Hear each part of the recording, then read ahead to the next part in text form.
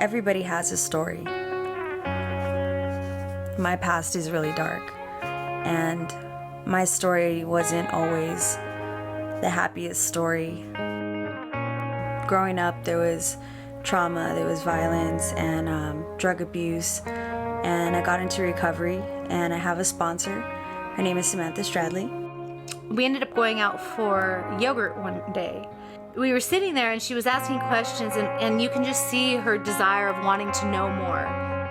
I went to CCV with her one day and I had a spiritual experience.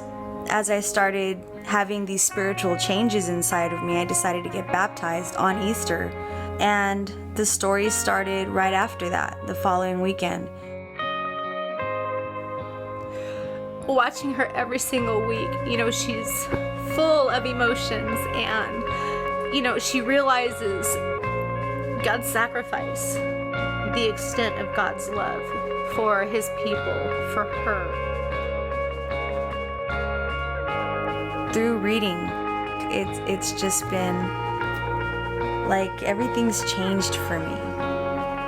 Learning about God and his people, I started looking at the world differently. I started seeing myself differently.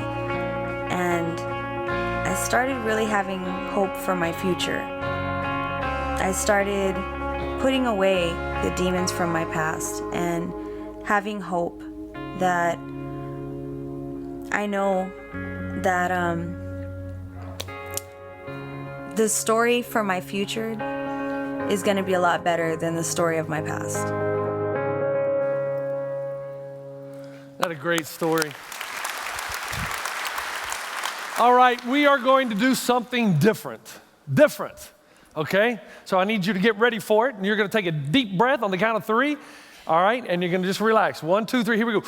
All in, all out. Now you feel good, you're ready, because we're gonna do something different. Folks, there's no way that we wanted to progress to the next series without a weekend celebration of what God did through this series called The Story. Now, I want you to follow me here. Folks, do you realize that during this time, there's so many people who started to get that the story of God is a love story, that he is always compelling us into relationship with him. Through the good times, through love, relationships, through times in the mountains and the beach and the oceans, but also even through the bad times, we said. Because even then, we know down deep inside that there's got to be something more. There's a sense of beyond. And the reason that we know the world is not the way it ought to be is because we know that there's a place where the world is where it ought to be. There's a time coming, something inside of us tells us there's a sense of beyond. There's something more. If there wasn't anything more, we wouldn't be so dissatisfied with what is. We know it. In the human heart, you know it. And the story is a love story to compel you in a relationship with God so that one day up there can come down here. And do you know, during that series, we asked you if you would bring your one life, and you did. And I want to tell you that 435 people were baptized during the story. 435 people were baptized. That's amazing. Look, I grew up in a church for 20 years, and we might have had 5 baptisms in 20 years. 435 people said, you know what, no longer am I going to put one foot in the world, one foot in the church. I'm all in, man. I am all in. This is my life from here on out. I am dying to my old way, and I'm being resurrected to my new way.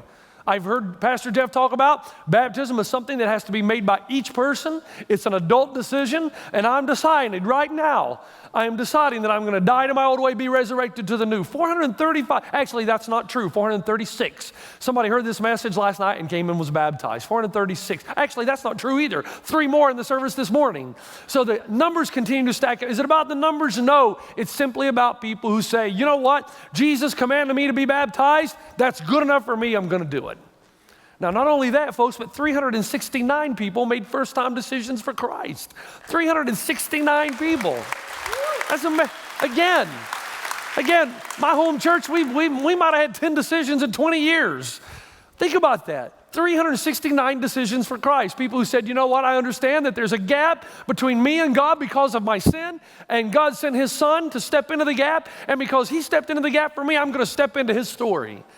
And so people began to realize God is still writing his story on your life. Do you understand that? Every chapter, every phase, every year, every day, everything that happens to you is not by accident. There's a sovereign God who is writing your story.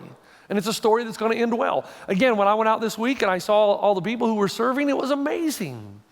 We have a few photographs I just want you to see of people who are standing around working, serving, whether it's decorating the trees, whether it's getting our campus ready, and then out at our food sides, people standing in line, people in 6 to 8 hours in the hot sun because they wanted to give outside of themselves. And you saw on their face this thing that they've started to realize that fulfillment really comes through giving yourself away.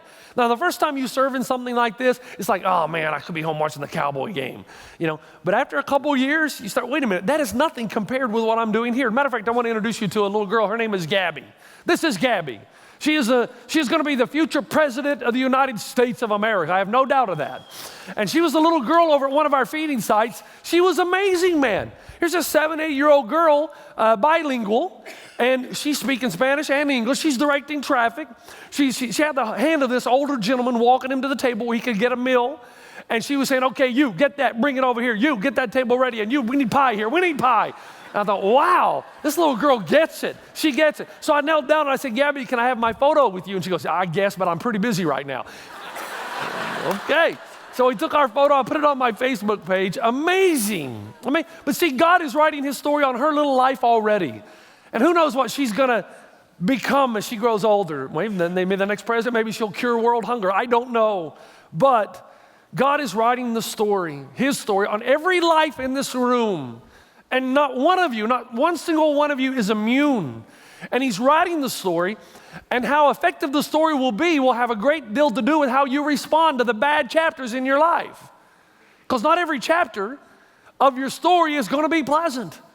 That's why I say when you come to Christ, if you're expecting your life to get perfect, man, don't do that. There's this internal joy that will happen in you. There will be a perfection inside, a peace that passes all understanding, but you assume when you come to Christ and you give your life to him, that you gave your life to him. Do you understand that? That you give him permission to write a story in your life whose primary purpose is to expand his kingdom here on the earth. Now, every story of every person that steps into the story will end well. All stories end well. That's why I read the Chronicles of Narnia quote probably 5-10 times a year. Talks about the death of a person. For us, this is the end of all stories, C.S. Lewis writes. It is the end of all stories for us. But for them, it was only the beginning of the real story. All their life in this world had only been the cover and the title page. And now at last they were beginning chapter 1 of the great story, which no one on earth has read, which goes on forever, and which every chapter is better than the one before. Every story ends well. Every story, it will end well. But while you're living on planet Earth, you're going to have chapters that God writes into your life that are not pleasant.